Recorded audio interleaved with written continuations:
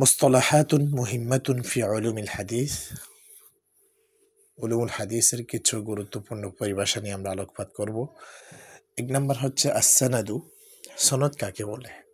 সনদ বলা হয় সিলসিলাতুর রুয়াত আল্লাযীনা নাকালু আল হাদিস, হাদিসের রাবিদের পরম্পরা।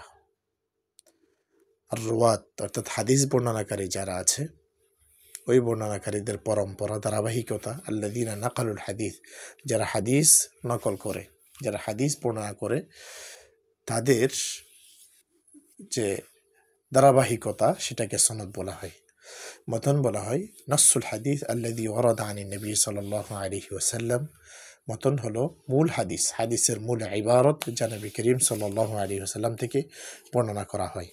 আস-সুনান আল কুতুবুল মুরাত্তাবা আলাল আবওয়াবিল ফিকহিয়া। সুনান বলা হয় এমন কিছু হাদিস গ্রন্থকে যেগুলোকে বিন্যাস করা হয়েছে ফিকহি অধ্যায়ের তারতিব অনুসারে।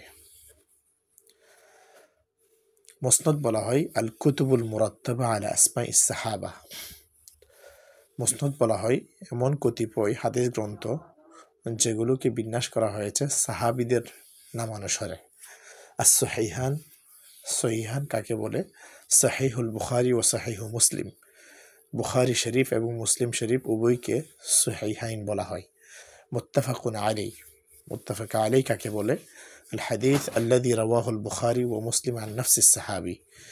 যে হাদিস ইমাম বুখারী এবং ইমাম মুসলিম রাহমাতুল্লাহ আলাইহ স্ব গ্রন্থের মধ্যে বর্ণনা করেছেন, অর্থাৎ বুখারী শরীফ এবং মুসলিম শরীফের মধ্যে যে হাদিস যে স্থান পেয়েছে তাকে মুত্তাফাক আলাইহ বলা হয়।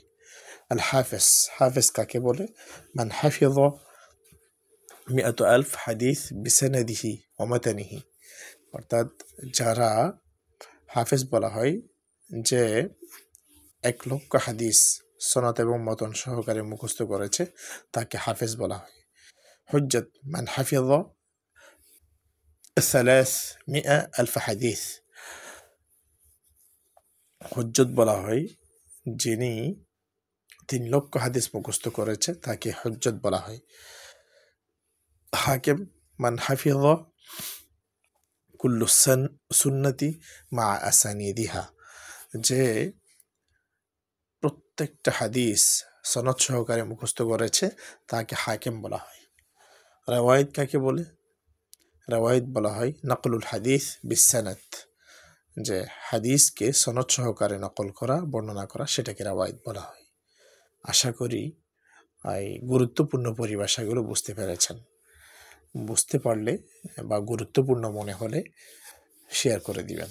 আসসালামু আলাইকুম ওয়া রাহমাতুল্লাহ।